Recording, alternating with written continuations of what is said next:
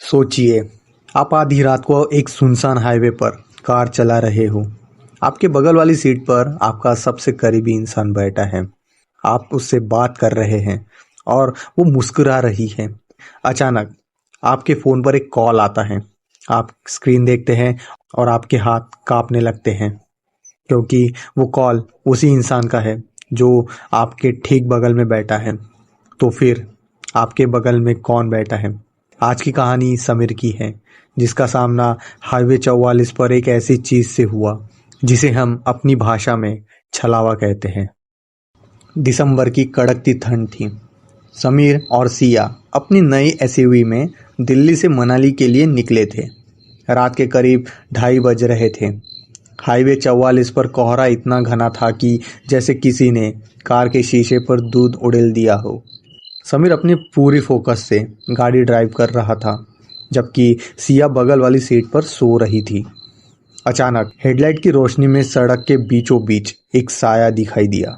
समीर ने जोर से ब्रेक मारा। कार के ठीक सामने एक लड़की खड़ी थी। उसने काले रंग का लंबा कोट पहना था और उसके बाल चेहरे पर बिखरे हुए थे। वो पूरी तरह से कांप रही थी। समीर ने खिड़की का शीशा थोड़ा नीचे किया। लड़की की आवाज़ किसी सूखे पत्ते के टूटने जैसी थी। क्या क्या क्या आप मुझे आगे वाले टोल तक छोड़ देंगे?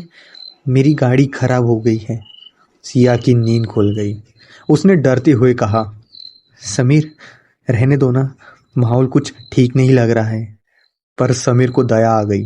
उसने लड़की को पीछे बैठने को कह दिया। लड़की कार की पीछे वाली सीट पर बैठ गई। उसने अपना चेहरा नीचे झुकाया हुआ था। कार आगे बढ़ी, पर अचानक माहौल एकदम सा बदल गया। हीटर फुल पर था, लेकिन कार के अंदर की हवा इतनी ठंडी हो गई थी कि समीर और सिया के होंठ नीले पड़ने लगे थे। तभी सिया को एक गंध आई। ये कोई परफ्यूम नहीं था, ये गीली मिट्टी और सड़ते हुए मांस की मिली जुली एक गंदी बदबू थी।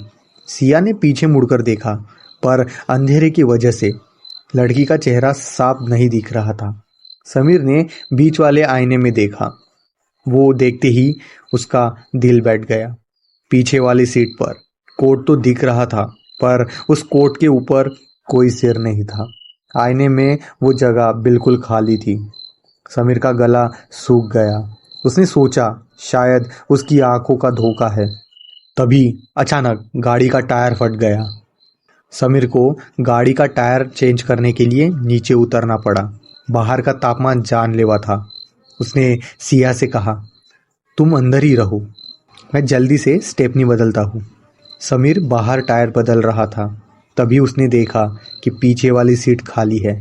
वो लड़की अचानक गायब हो चुकी थी। समीर को लगा शायद वो कोहरे में चली गई है। उसने राहत की सांस ली और काम खत्म करके वापस कार में बैठा। सिया उसकी तरफ देखकर मुस्कुराई और बोली, चलो समीर, यहाँ से जल्दी निकलते हैं। समीर ने कार स्टार्ट की। तभी डैशबोर्ड पर रखा समीर का फोन वाइब्रेट हुआ। स्क्रीन पर चमकता हुआ नाम देखकर समीर के शरीर का सारा खून सफेद पड़ गया। ये कॉल किसी और का नहीं, बल्कि सिया का था। समीर ने कांपते हाथों से फोन उठाया। दूसरी तरफ से सिया की चीखने की आवाज आई, समीर, तुम कहाँ हो? तुम कहाँ हो समीर? तुम मुझे उस ढाबे पर अकेला छोड़कर गाड़ी लेकर क्यों चले गए? समीर, वापस आ जाओ, मजाक मत करो। यहाँ कोई मेरे पीछे खड़ा है, वो बिल्कुल तुम्हारी तरह दिख रहा है। समीर, जल्दी वापस आ जाओ। ये सुनते ही समीर के हाथ से फोन गिर गया।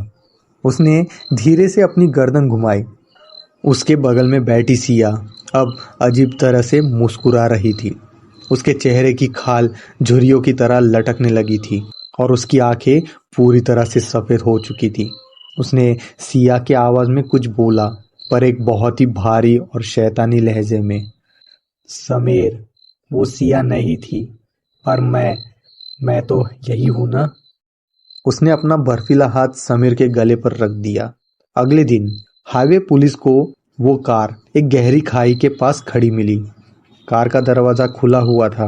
हीटर चल रहा था, पर अंदर कोई नहीं था। सिर्फ सीट के पास ढेर सारी गीली मिट्टी और सिया की एक टूटी हुई चूड़ी पड़ी थी। तो लिसनर्स, ये था हाईवे 44 का वो छलावा। अगली बार जब आप अपनी पत्नी या किसी दोस्त के साथ सफ़र पर हो तो एक बार चेक ज़रूर कर लीजिएगा कि वो वही है जिसे आप जानते हैं या कोई और। मैं हूँ आपका साथी केडी, आपका स्टोरी टेलर। जल्दी मिलूँगा किसी रोंगटे खड़े कर देने वाली कहानी के साथ। तब तक के लिए स्टे ब्लेस्ड।